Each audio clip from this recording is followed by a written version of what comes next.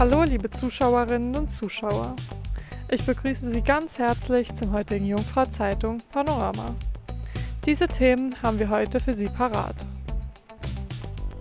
Der Bombenalarm in Bern sorgte für Angst. Und was denkt eigentlich die Jugend über die Ehe? Am Dienstag musste der Bundesplatz in Bern wegen einem Bombenalarm gesperrt werden.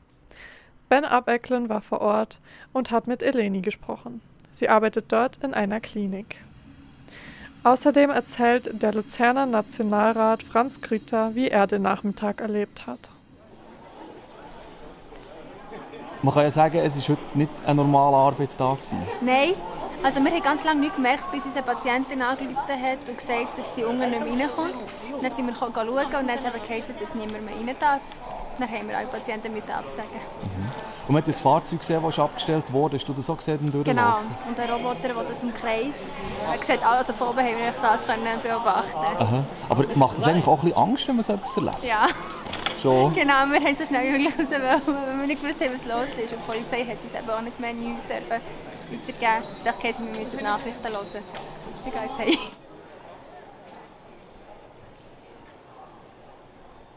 Wir hatten heute eine Kommissionssitzung.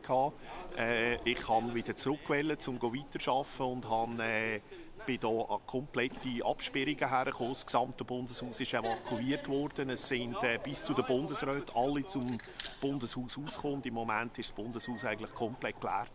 Was ich gehört habe, ist, dass jemand mit einem Kampfanzug hier ist. Mehr weiss ich aber auch nicht.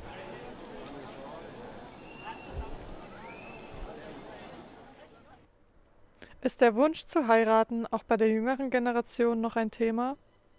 Kelly Müller hat dazu eine Umfrage in Bern gestartet. Er weiß, wie die Jugend über die Ehe denkt. Was haltest du persönlich vom Heiraten? Also ich habe das Gefühl, es ist immer noch etwas, das im Endeffekt die Leute über lange Frist hinweg glücklich machen in ihrem Leben. Es ist wichtig, dass man jemanden hat in seinem Leben, wo man Nähe hat und wo man auch noch eine stabile Familie damit aufbauen kann. Es ist immer noch etwas anderes in meiner Meinung nach, wenn man mit jemandem ein Kind hat, wo man nicht verheiratet ist, als wenn man verheiratet ist. Marriage, I mean, back then it used to be more meaningful, I would say. These days they just married to get money to support their child, I would say. Ja, eine Ehe ist ein Maßstab, dann gemeinsam ein Ziel festzulegen, dann auch mit den Einzelnen persönlich, was man erfahren hat, als Individuum, dann versuchen, einen gemeinsamen Topf zu bringen, dann gemeinsame Ziele anzugehen, durchs Leben zu gehen. Das heißt, basiert auf Vertrauen, Hoffnung und Zusammenhalt. Ich finde, Ehe ist gut, wenn man ein Kind hat. Da hat man so eine gewisse Rückversicherung. Und sonst halte ich nicht so viel vor der Ehe. Ich finde die Ehe etwas Schönes. Es ist wie ein Schritt mehr als eine Beziehung. Also, es ist wie ein Versprechen für immer, sozusagen. Naja, ich finde es ein schönes Ding. Ja, es ist eine Verbindung zwischen zwei Personen. Also insgesamt würde ich sagen, dass es eine glückliche Zeit so wie ist. Ja, also ich glaube, es ist echt wichtig, dass einfach jeder die Ehe machen kann. Also dass nicht irgendwie einfach nur so gesetzlich, ja, nur für die und die darf das gelten. Also ich finde, das ist etwas Schönes. Also extrem, ja. In einer Ehe können sein. Ja. Ja, bringt viel Arbeit mit sich und man muss sich auch wirklich sicher sein, dass man das will.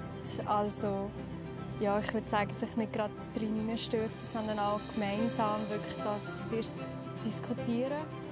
Wenn man das Leben mit dieser Person verbringen will und sich so wie mit der Person verbindet, das klingt jetzt ein bisschen blöd, aber ja, es ist einfach ein Zeichen, für das man eigentlich immer zusammenbleiben will. So.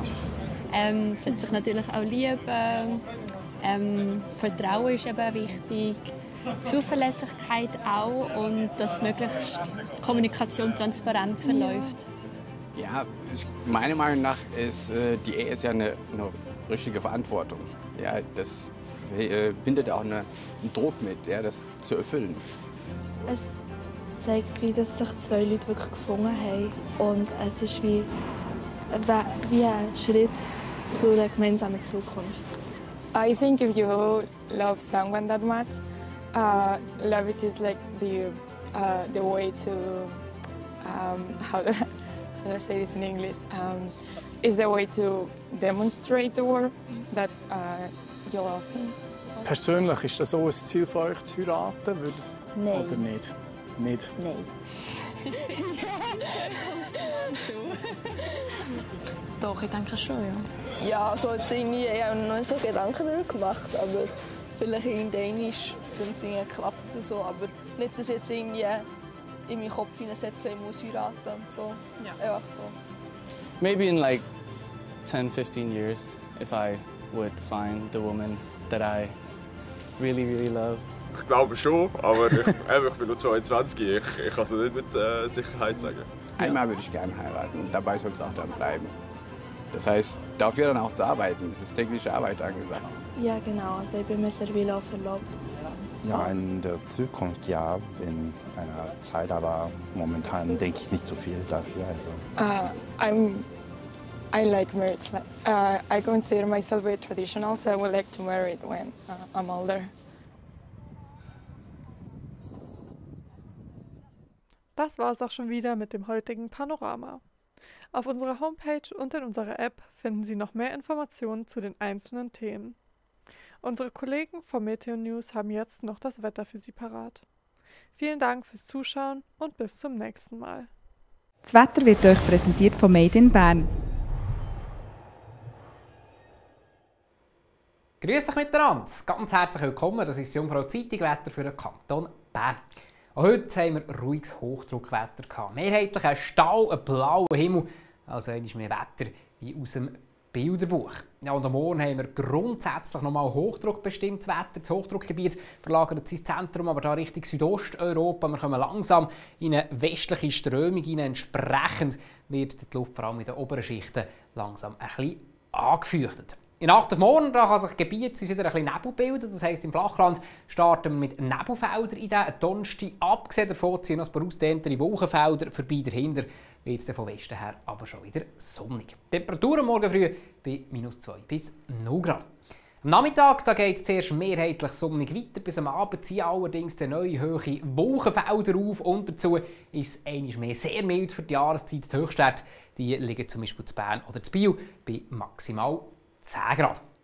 Am Freitag da ist es dann wechselnd bewölkt, im Wesentlichen aber trocken und weiterhin mild. Die Temperaturen die steigen gegen 11 Grad an. Und am Samstag sieht es sehr ähnlich aus. Es gibt in den Bergen sonnige Abschnitte, im Flachland sind die Wochen zahlreicher, dürfte aber mehrheitlich trocken bleiben.